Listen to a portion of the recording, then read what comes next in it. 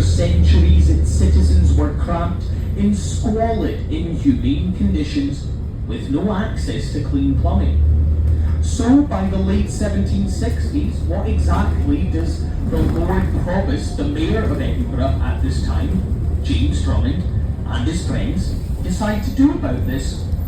Well, they decide to improve on the living conditions for everyone in the old Nolinen.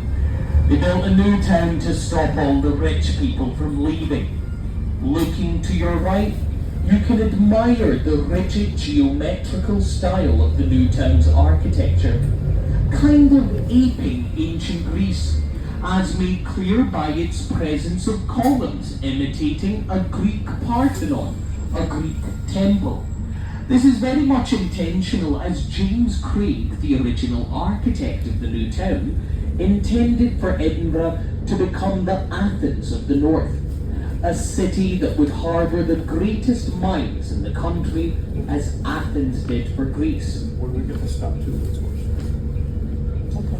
On your left, towering over us, is the Scott Monument, built in dedication to the historical fiction writer Sir Walter Scott, who, interestingly, prior to becoming a writer, was actually a lawyer. He initially started out publishing his novels anonymously.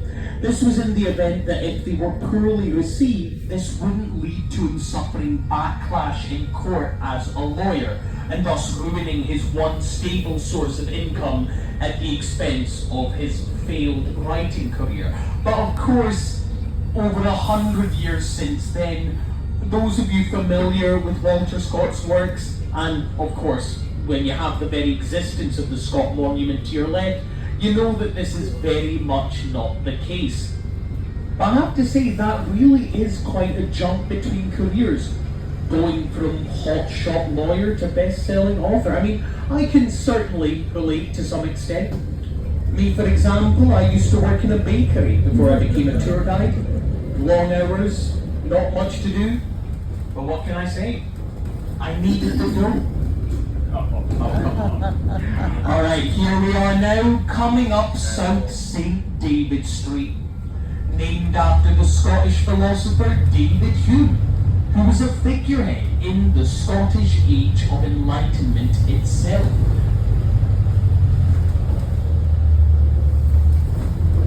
And as we're coming to the top of South St. David Street, here we are now. Look all around you, we're in St. Andrew's Square. This is the first part of the new town. I say so as this was where construction of the new town began in the 1760s. So whenever you're exploring Edinburgh's new town, you need to start right here in St. Andrew's Square. On your right, looking like a slice of heaven itself, is St. Andrew's Square Gardens. Take note of the people strolling through, sat down on the benches, sat down on the grass. They're very lucky to do so, as is anyone living in, visiting or working in Edinburgh, as St. Andrew's Square Gardens has only been open to the public since 2008. St. Andrew's Square itself is of course named after St. Andrew, the patron saint of Scotland and Greece and Barbados. Those of you, of course, who are on holiday here in Scotland, or have of course lived here in Scotland all your life, like our friends from Orkney here today, you'll have had plenty of time to look at the Scottish flag with its blue background and its white sideways cross. That right there is the Scottish saltire, a callback to the sideways crucifix upon which St. Andrew was crucified on. And it is here every year in Scotland on the 30th of November that we celebrate St. Andrew's Day. We are now approaching stop number 2. Please feel free to get off here to either have a look at these houses on your left or head in to St. Andrew's Square Gardens on your right. One person. Like Hello. Hi there. Folks, there ahead of you to your left, so right in front of you to your left, is this gap between these two buildings that is Moultries Walk, leading you into St. James Shopping Centre. There you are spoiled by a cavalcade of high-end luxury brands such as LK Bennett, Mulberry, Burberry and Canada Goose. So a great place to go if your credit card is in the mood for a good hurting. Here we are now on the east side of St. Andrew Square. Peeling into view on your left, Royal Bank of Scotland, once Dundas House, the townhouse mansion for Lawrence Dundas, a man who helped to construct the Scottish Canal System. Also on your left, Glen Eagles Townhouse. Okay. Once the headquarters for Royal Bank of Scotland from 1975 to 1999, now a private members club and hotel. Here we are now on the south side of St. Andrew Square. On your left, you've got a great selection of gourmet restaurants on your left as well. Prime example, Gordon Ramsay Bread Street Kitchen and Bar, one of the 48 restaurants owned worldwide by the Michelin-starred potty-mouth chef himself, Gordon Ramsay. Ever dine out there, make sure you tuck into the Wagyu meatballs as a starter. I'm not just saying that because it's the only thing on the menu I can afford, but when it comes to anything beef related, A5 Japanese Wagyu is the way to go, especially when it's being cooked by chefs who've been trained to the standards of Gordon Ramsay. There, right in front of you, protected by the scaffolding, is this brutalist style building. Brutalism was a form of architecture that rose to prominence after the Second World War. This was because the materials needed for brutalist style buildings were very cheap and easy to source. Thus, brutalist buildings themselves very cheap and easy and quick to build. However, as you can tell, even from underneath this scaffolding, this building is not very pretty to look at. Certainly quite brutal on the eye, hence the name.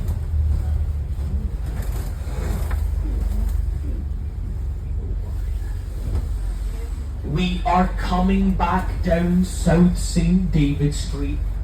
There it is again, right in front of you. Best possible view in the city of the Scott Monument. As I told you all earlier, the Scott Monument was built in dedication to the historical fiction writer Sir Walter Scott. When he passed away in 1832, a nationwide competition was held to find the perfect architect to erect a monument honouring his legacy. And a clear winner stood out amongst the crowd: John Morville. Except his name wasn't John Morville. He was a 45-year-old joiner and draftsman called George Meikle Kemp, who had something of a close personal connection with Walter Scott. When Kemp was a young boy walking on his way to work, Walter Scott rolled up beside him in his carriage, offering him a ride to his place of work, an offer that young Kemp promptly accepted.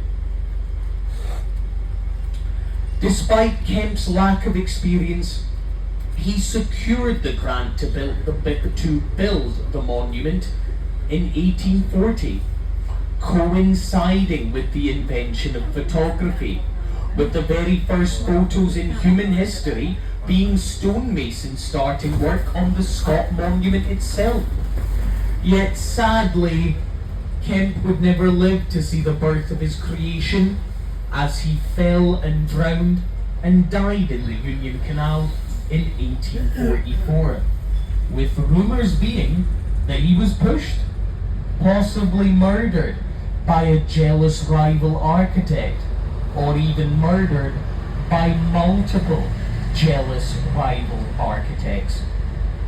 Yet nonetheless the stonemasons persevered, finishing the monument in 1846. 179 years later, here it stands still right in front of you, 200 feet, 6 inches tall, 287 steps, 221 of which you can climb. And believe me when I say that that is more than enough. Having been up the monument myself, when I got to the highest possible floor, I was greeted by an intoxicating, encapsulating view of the entirety of Princes Street through to the shoreline of Fife. Just real quickly there, folks, on your right, also covered up by the scaffolding, is the site of Jenner's. From its founding in 1838 to its shutdown 10 years ago, it was once the largest department store in not just all of Edinburgh, not just all of Scotland, but the entirety of the UK.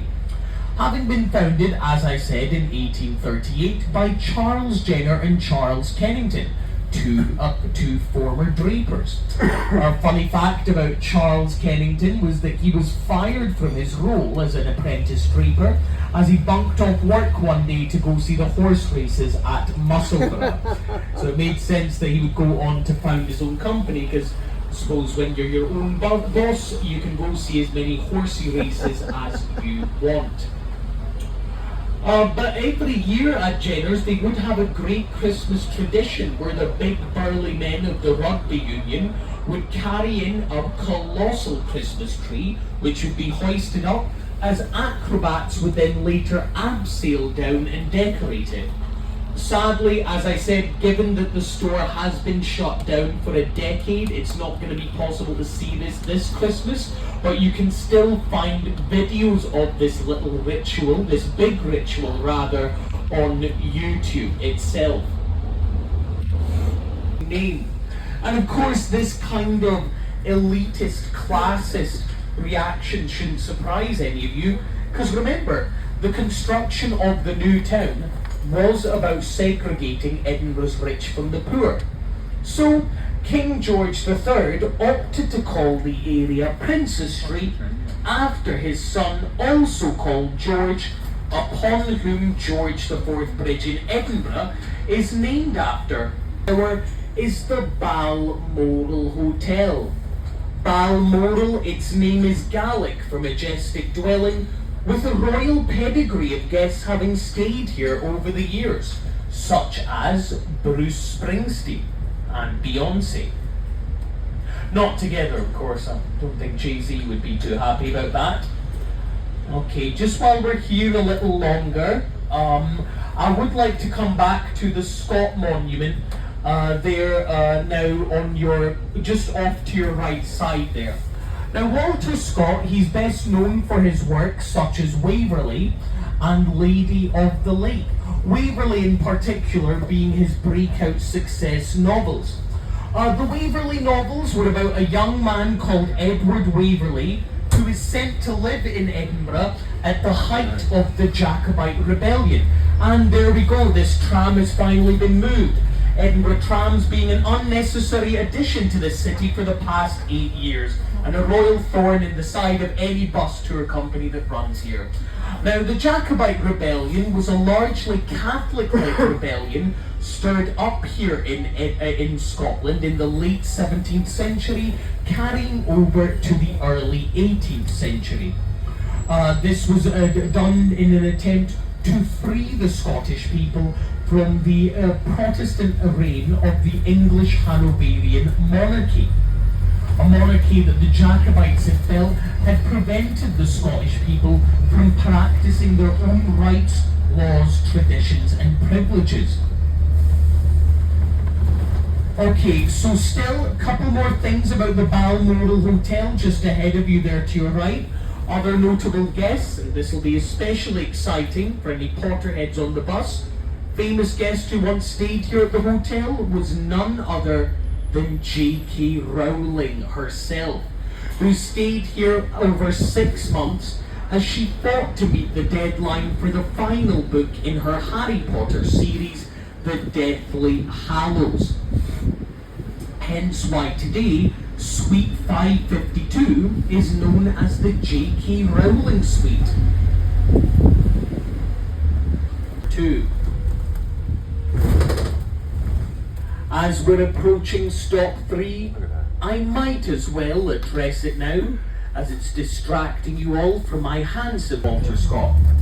Of course, Walter Scott told the king that the mountain to your right side was called Arthur's Seat as King Arthur had used it to look out for incoming enemy arrow fire from archers during medieval times.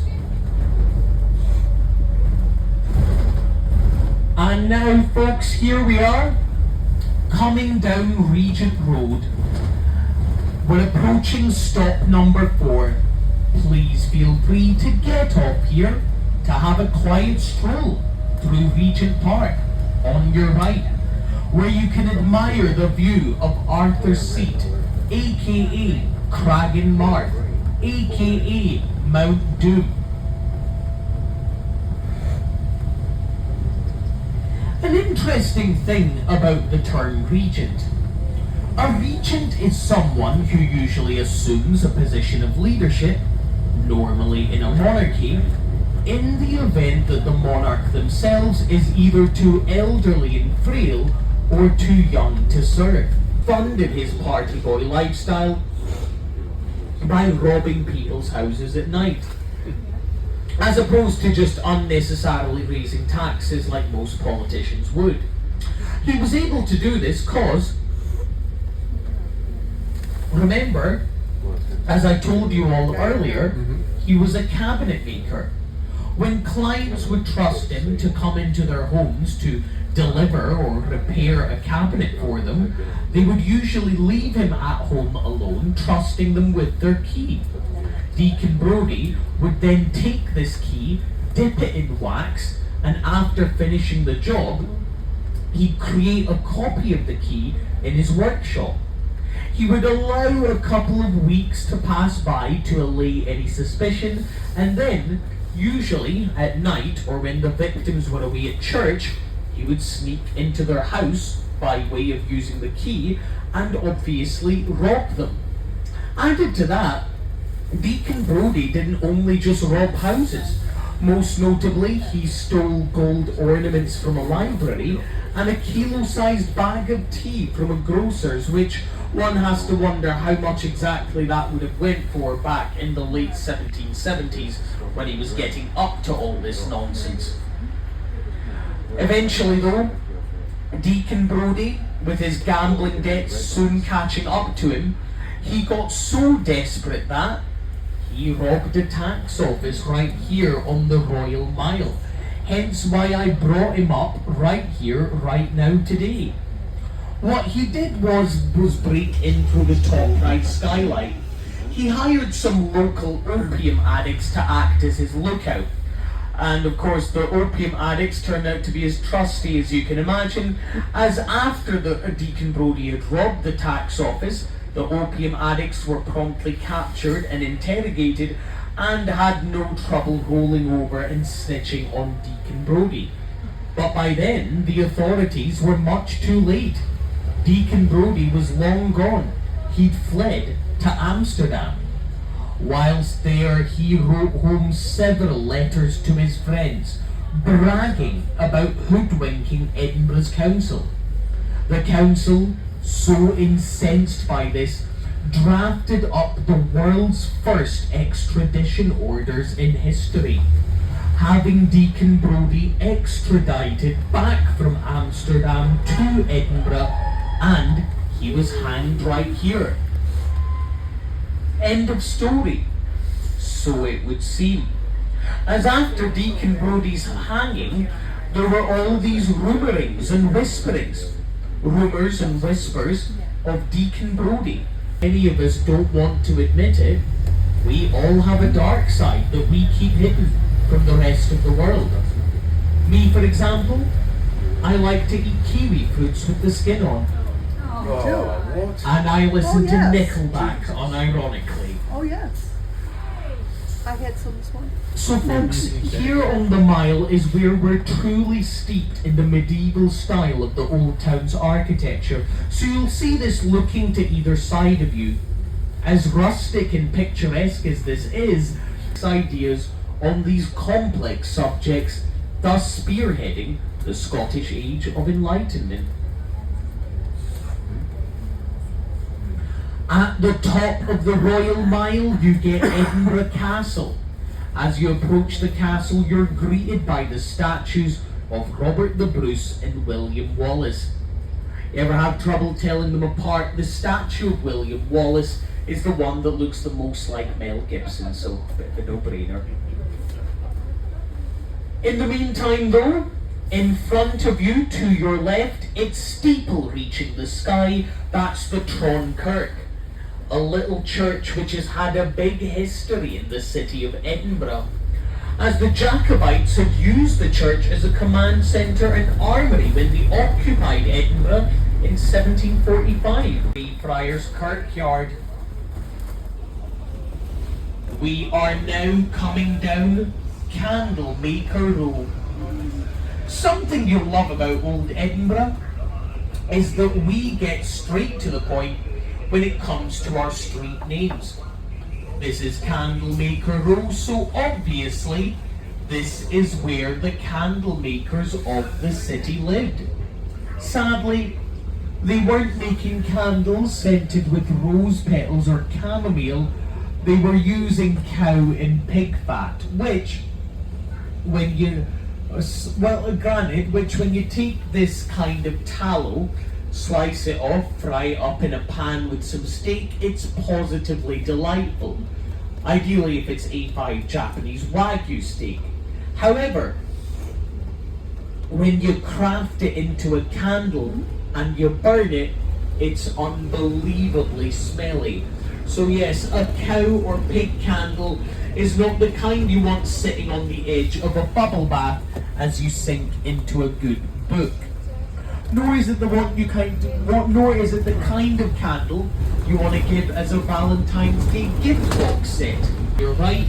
To your right you find Bertie's Fish and Chips, where you can tuck into some halloumi tacos.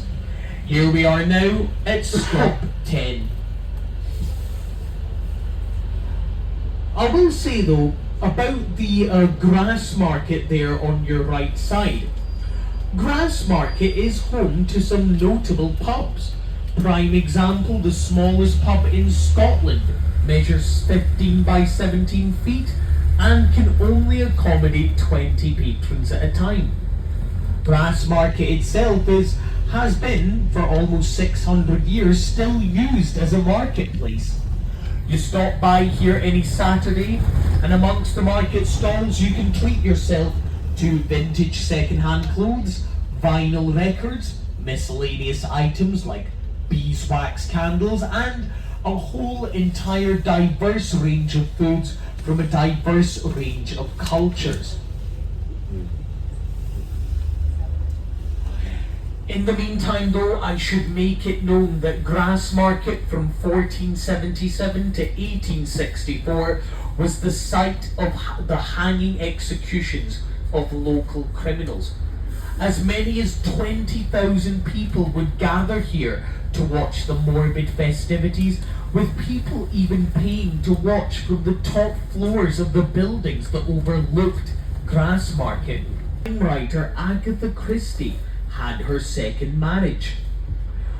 Agatha Christie, of course, best known for her roles such as Death on the Nile, Murder on the Orient Express, and Then There Were None.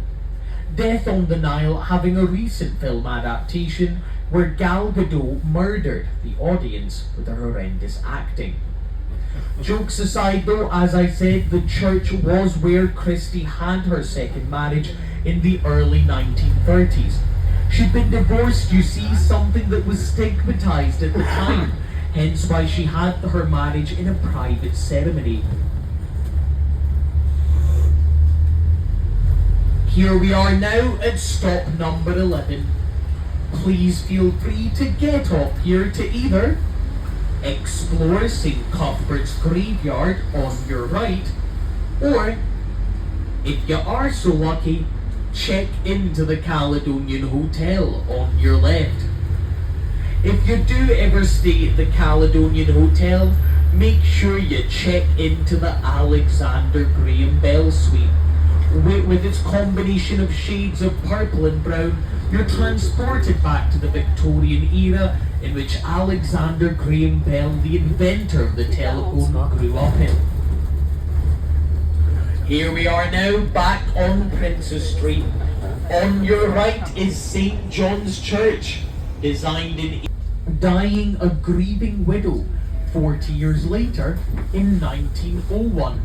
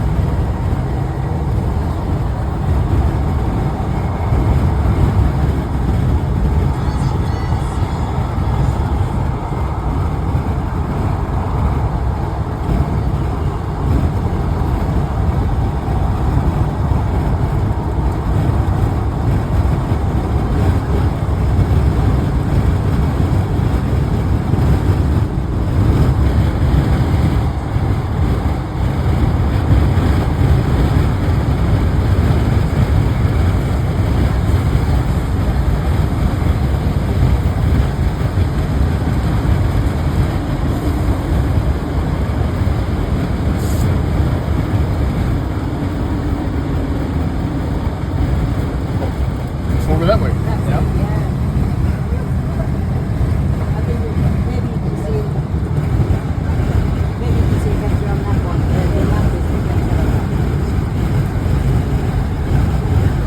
Happy Submarine was nearby here.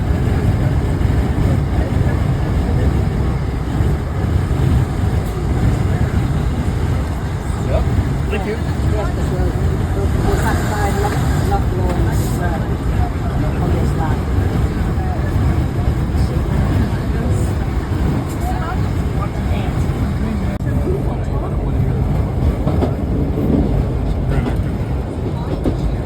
Town of Gorick is probably that way.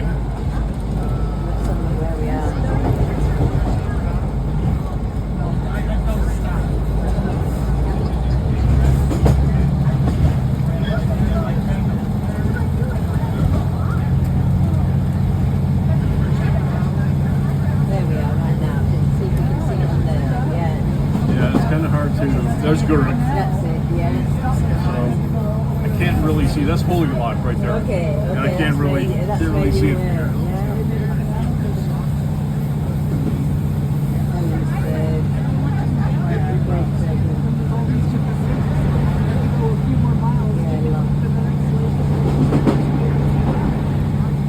Lovely areas.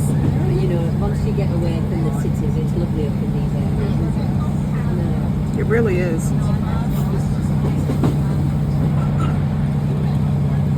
Are you pulling up?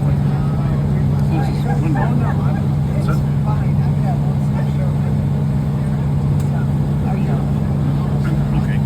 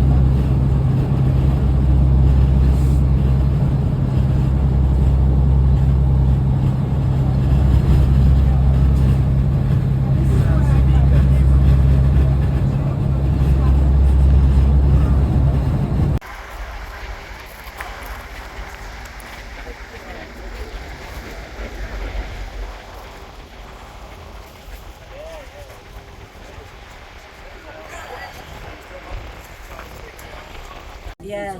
Because it's not like they're so deep. They're just. Full idea and picture of what's happened.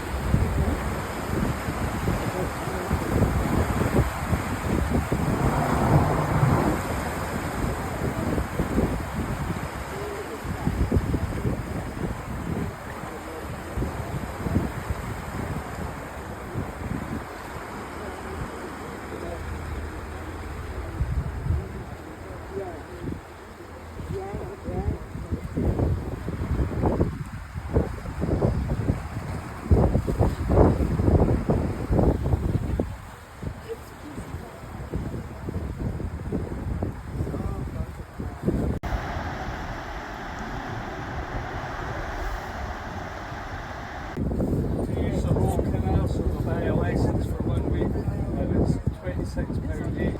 So, you know, if you want to see more of the locks, enjoy a walk up, and then you could walk up and then walk down to where the train should pass over. So I'm going to head down that way, but your choice if you want to.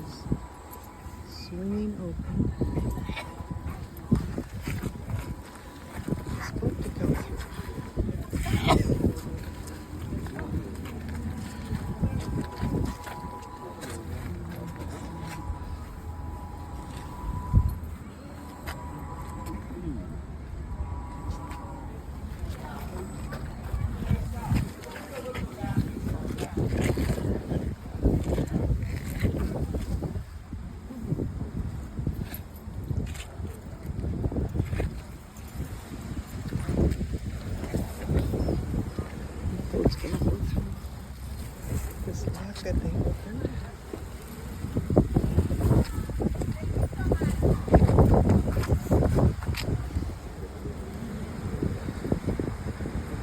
Nice big boat.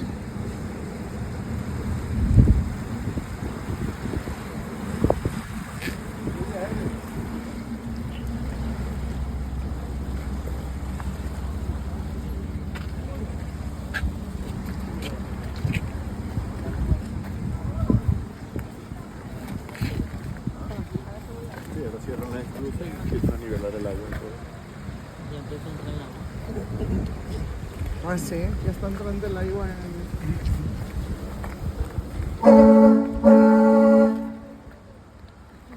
va a pasar?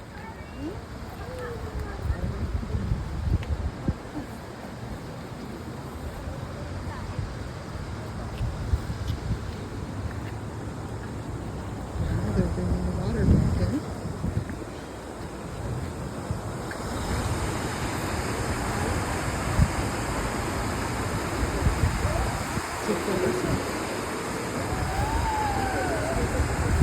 Thank you.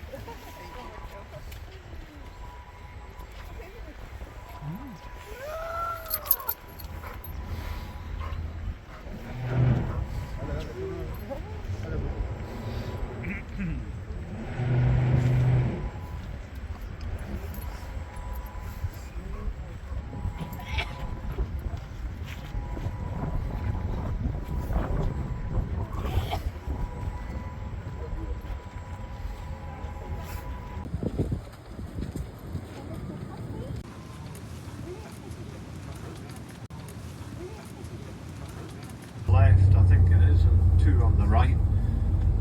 The reason, and the whiskey distillery is directly below, so the reason for the third pipe on the middle pipe on the left, they added that.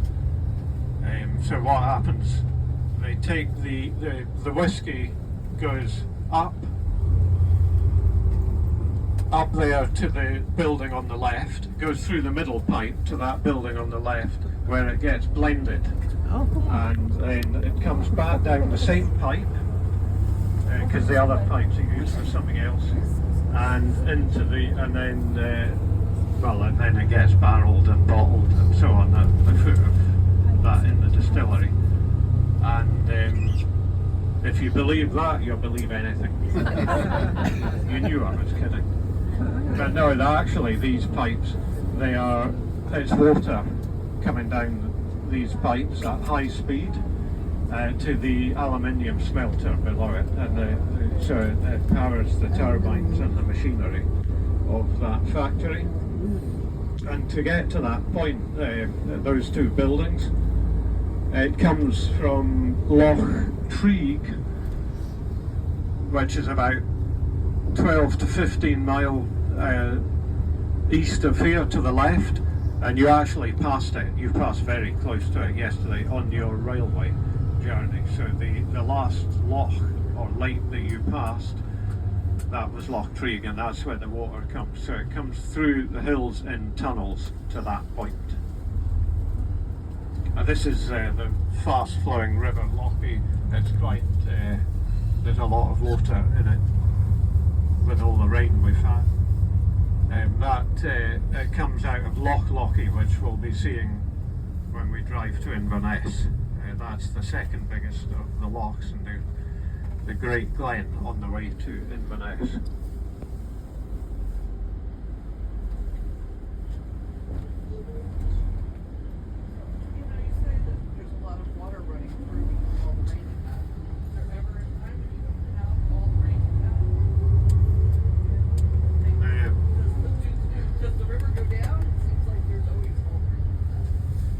Yeah, so we're talking about the rivers and the amount of rain we've actually had in the last 48 hours. We've had a lot. I'm just looking on the right, these sheets, different colours. We have 3 main sheep breeds in this part of Scotland. The Scottish blackface, easily recognised. They're white but with a black face and head. And the all-over white ones, that's Cheviots, which are from the Scottish borders.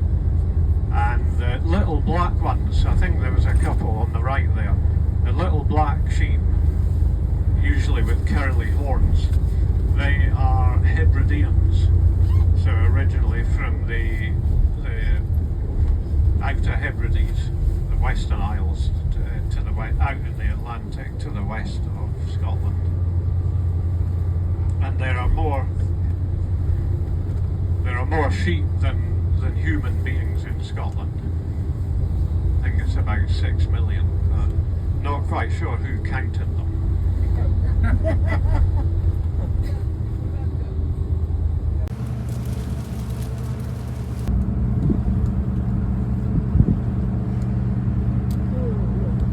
On the boat. Yes. See if we can see some of these seals, seagulls, some other birds.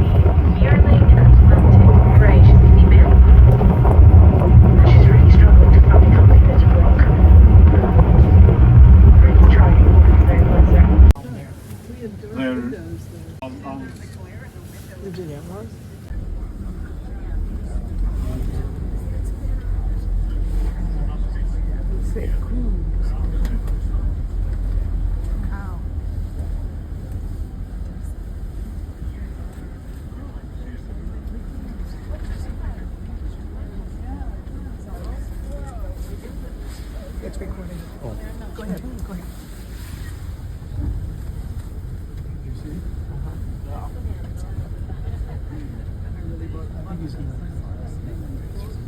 Look at the little cows.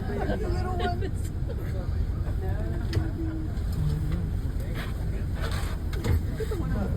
Cute. Yeah. Much furrier. Yeah.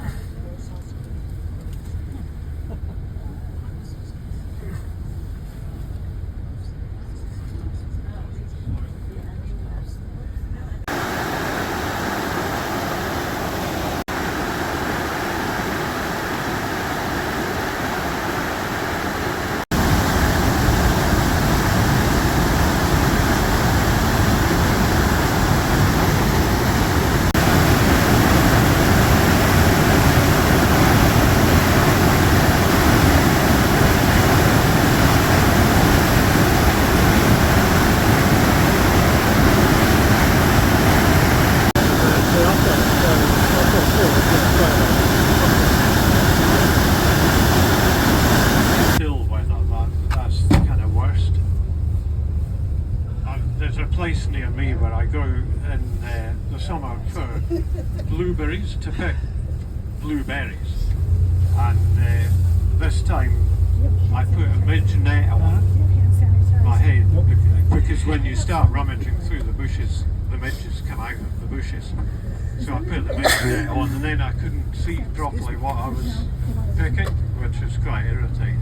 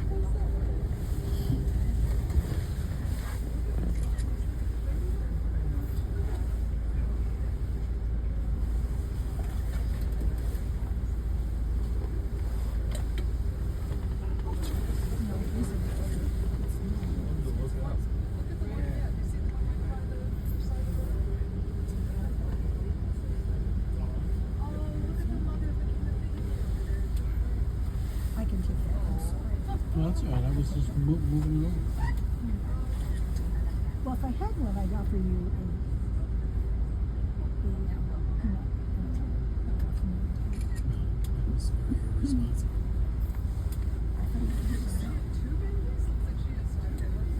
but I didn't think you would give me a few.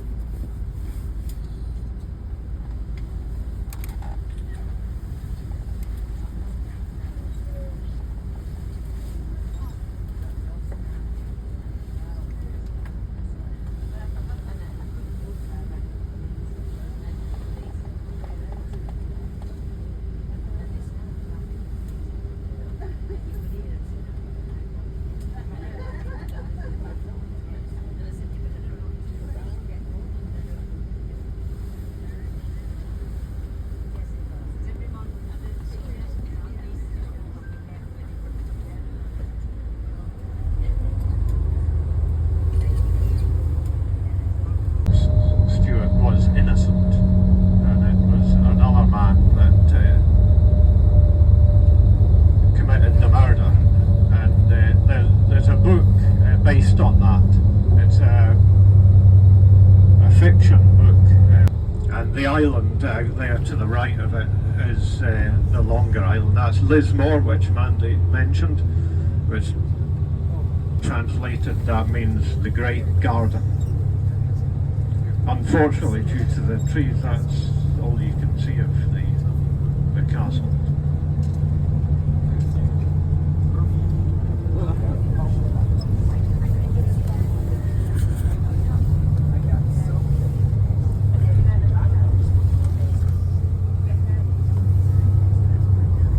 Period of time as well.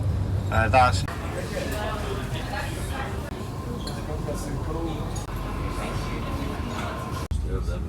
As a kid, Chevy.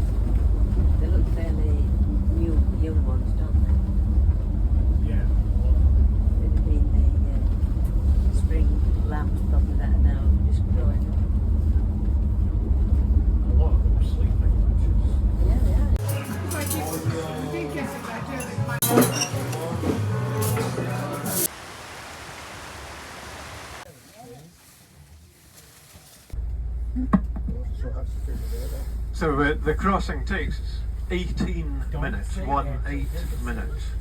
It's quite quick. You don't have to stay on the coach when we're on it. You can walk. There's an interior lounge, or you can go exterior and look at the scenery. When we're getting closer to Loch Allen on the other side, if you look over to the right, there's another ruined castle, our Tornish Castle. It's a complete ruin, and it was originally built for the clan Donald. So, and you have to have quite good eyesight because it blends in with it's quite camouflaged. They have to come up that hill. I guess when it's such low tide, they have to really come up that hill. Somehow the steps keep getting higher for me. I know, don't Aye. it? Well, for me, it's my legs are getting shorter. Oh, is that what it is? Oh, for sure. When I look at old photographs, I seem to have right long legs and they've disappeared. I think, where have they gone?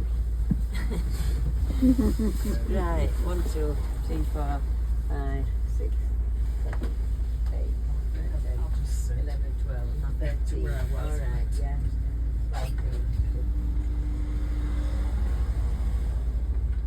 Okay, we're all good. No, you're alright. Okay, we're good, yeah. Also, if you're out on deck, look out for things like porpoises, which have been spotted.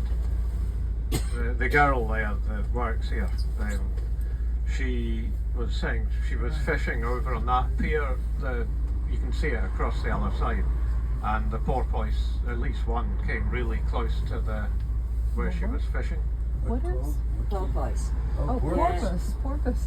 Oh, porpoise, you've got Porpoise. porpoise. That's an interesting pronunciation. Okay. It is. I know, there's so many words that are different, Yeah. aren't there? Yeah.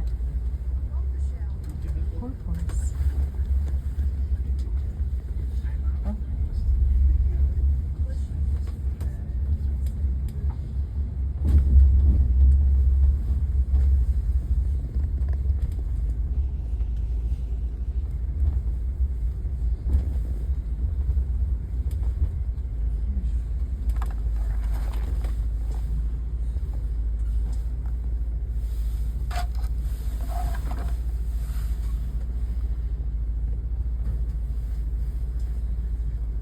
Must have been just very close to the.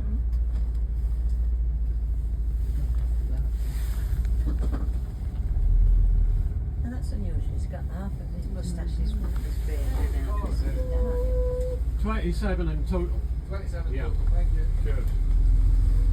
Dipped it this morning, but he Did only got half of it. I mean, sometimes you see eyebrows different, but Yeah. not one half Yep. of your moustache different, do you?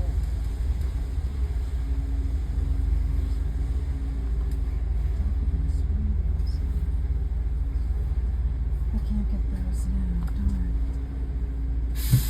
Sketch where Oh. they went to a restaurant and all he had was root. Look. And there was the Rook special, and Robbie Corbett said, "What's the Rook special?" Oh, Rook and Robin. Rookin'. See you dinner. Rookin' nothing. There she goes home after the shift. Oh, she's going home now, yeah? Long days. She's isn't good it? because people that are friendly like that. are Yes, good it's for nice them. when you've got someone like that, isn't it? Yeah. Yeah, she seems a nice. She's got a nice tan as well. That's we're standing outside all day. Yeah, isn't it? it will be. Looks a healthy colour. We did have a couple of days of sunshine this summer. Yeah. Did she tell you what kind of fish she caught? No, Oh, she been fishing? yeah, off that. Oh, did she? Oh, good for her, yeah. Dinner. Bob, did Oh, you want well, to take a nice, picture of that this is good. I chafe did, yeah. fish? She said if it's not 5 minutes old, we don't eat it. No, No, I'm kidding. I want to add that to my list. So, are we about an hour now? Is it Well, it takes about 55. 55? I'm going to pull over here. That's Like it. Figure back up. Yeah.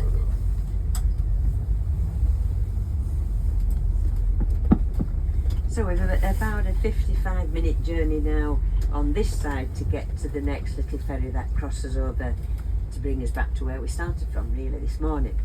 It's a nice journey, so you know, relax and just enjoy this last bit, and then off we go up to the hotel. Not easy, is it? I wonder if he has then. Oh yeah, it's a Shields bus as well, yeah. Oh, it must have broken down. Business, and it's had many owners over the years, but it's still being produced. Here's the sign, Art Cornish. As you can see, they do holiday accommodation. I actually, a few years ago, I had that blue bus that's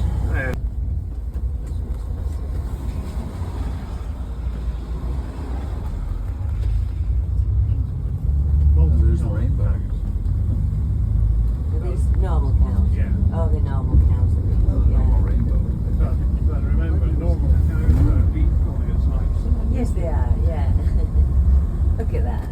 They look more like Jersey cows, don't Yes. they? Right, they're strong animals, though. They've got big, you know, They had muscles. big haven't they? bands brown in the Swiss middle in of them. there. They were Looks brown. like a They had brown big Swiss. brown belts in the middle. Delta Maybe Swiss. for the right word. Yeah. Uh-oh, here's one, some that got out of the... They always It was- It's funny isn't it, how they want to be outside the other side of the fence. It looks a bit marshy there. That's probably why. It's nice to get the inside information, you know, sometimes the people living here. This doesn't bother No, we don't. We sort of stay at this level, if I remember rightly. I don't think we go. We go up a little bit higher, don't we? Oh, You we look go down. past, yeah. Oh, yeah, but we don't go as high as that, though. No, but we.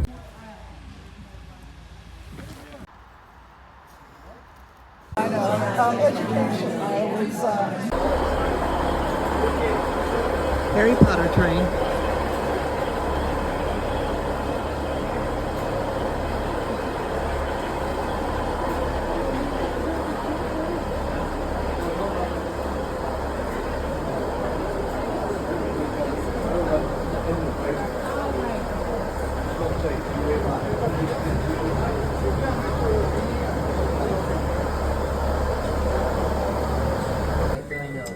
So Sandy was telling me that Harry Potter was on TV. Harry Potter, the movie was on TV. Oh, And we should have watched it. oh. Yeah, it is nice, isn't it? I just hold on to these things because sometimes they don't do things like this anymore. And anyway, I know I can. They do so much on every file. It's just full of every place that I keep going and saving things like this. But it's useful, yeah. Because maybe they don't. He said that's the hardest thing I ever did. Sorry. Yes. Oh, you've seen a deer? Oh, is that? Yeah. You seen it? Oh, dear, dear. Like I was saying, when you analyze your DNA, they will group you with guys with similar DNA. So you can contact them and see, you know, get information from them because you know you're related. And so that really helps expand my family tree. It wasn't a problem for brothers. If you know your brother, half brother or whatever, you didn't know about. It was fun. Good. I solved the mystery of an adopted woman who her mother was. Oh, really? Yeah. I'd love to see it, but they got these different possibilities. Yeah. Found the witness. But I've never met these people. Oh, did they really? Contacted me. Got too close. Yeah. Ladies and gentlemen, very shortly we will be crossing the famous Glenfinnan Viaduct. Best views will be on the left-hand side of the train in the direction of travel. That is the Glenfinnan Viaduct coming up shortly. Once again, can I ask all passengers, please do not stand at the ends of our coaches. Please do not put any phones, arms, cameras, heads, etc. out of the windows. Glenfinnan Viaduct, left-hand side, direction of travel.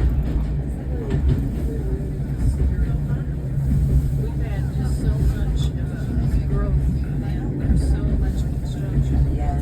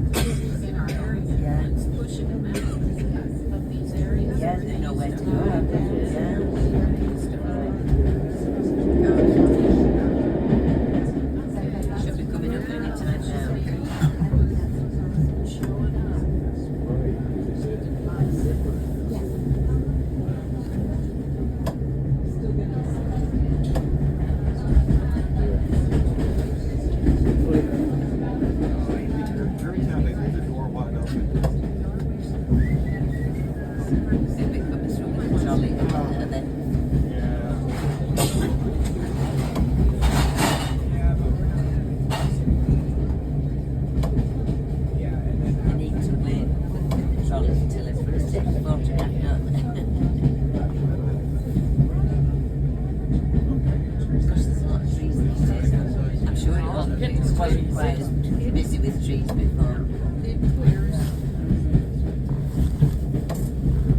Now people tend to stand on these hills up there and look down, so from either side. So better look, you should see it. So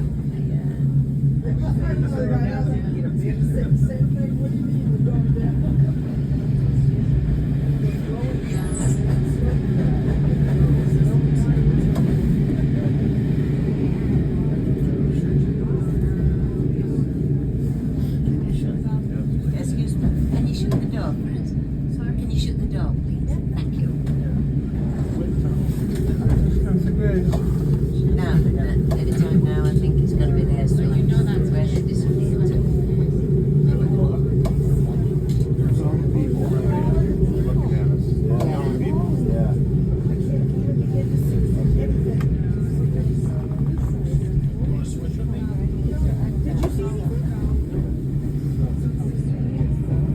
I thought maybe it was back over here. There you go. There you go. Look at all the people watching. You know, years ago when I first did these tours, you never saw anybody on the. It's just something. Really. Oh, look at all those people standing over there. Oh, Yeah, above. that's the problem we've got because the police and one of the UK sticker on his car. Dumbledore is So he's from the UK, but all of my buddies back home, UK, Oh, I see. I found a UK fan.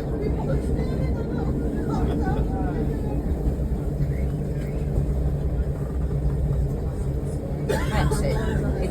If you want, looking at the map of Mali, if you want fish and chips, then that's where we are right now. Where I was from, Oh, okay. it's quite flat, there's no mountains. I'd love to see more of the south of Germany as well, like Mount Saar and like the hikes. Yeah, I never got here. Well, I know about them.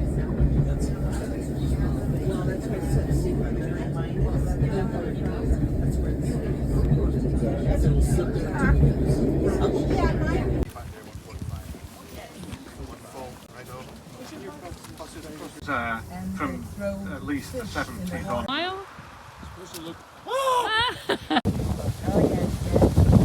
That's all right. Intriguing turn in 1933.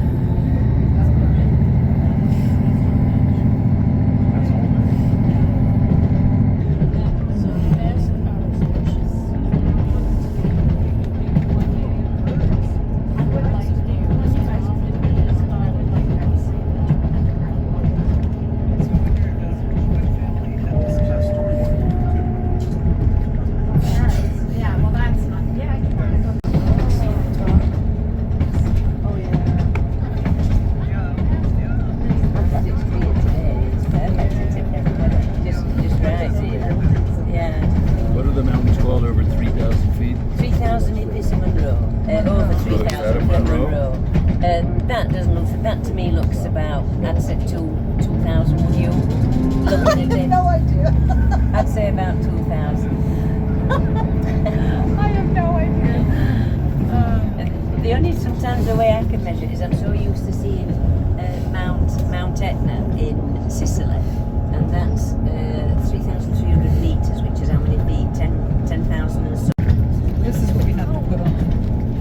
Definitely. I would get my leg out from under the table to get to my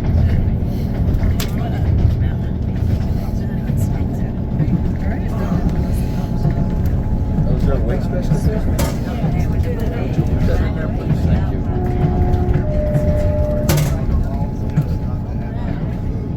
Bathroom? Yeah. Just past the double door. Is that the same as this guy? No. The guy that I showed you was Oh, I didn't see that. that was me. I was distracted by the kill. Yeah. If you want, there's an open seat. There's an open seat right by the window.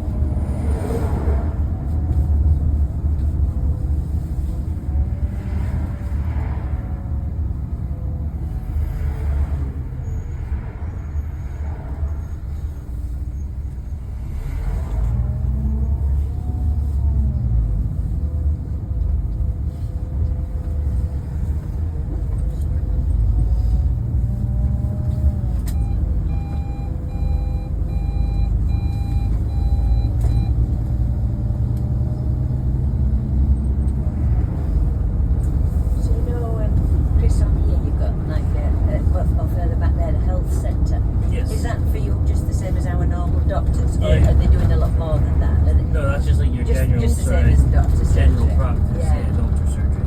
And do you manage to get appointments easily to see a doctor or not?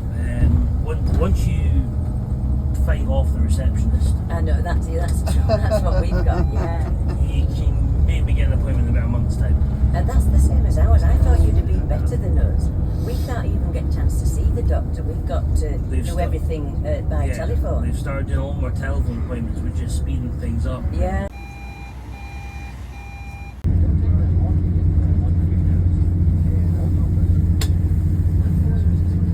From Inverness to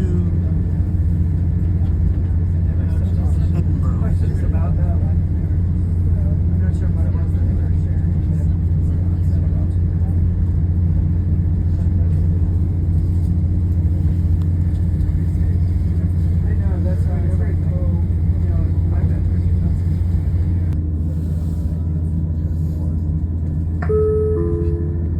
Hi folks, just a reminder to passengers if you use the toilets on the train, please be mindful what you're touching.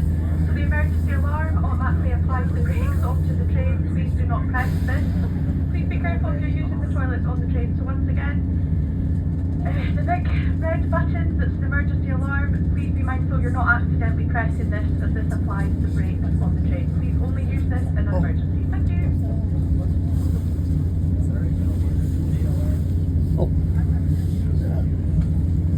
Oh, they're all in a big pen. Huge. They can't go too far. That's a lot of them, though. Sheep.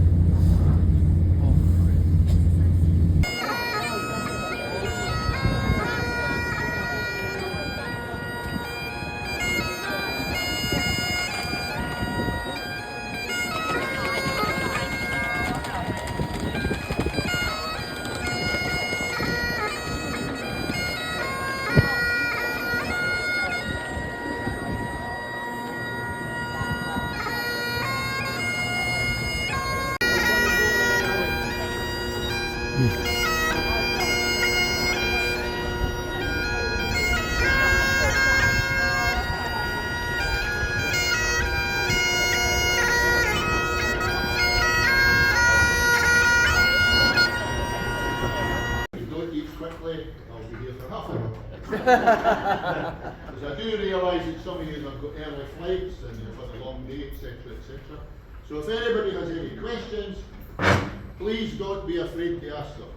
There are no stupid questions, there's only stupid answers. Okay, and I'm pretty good at that. What sometimes happens is when I'm ready to go home and I'm putting the squealies.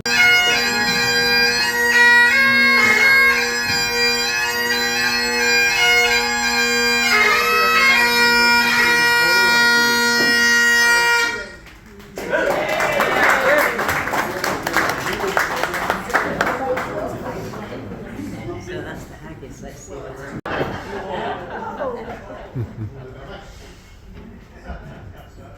Knife, see, that's the labour that. Cuts you up with any slack. Wrench in your crush and then nail strike like pony ditch. And then oh, glorious.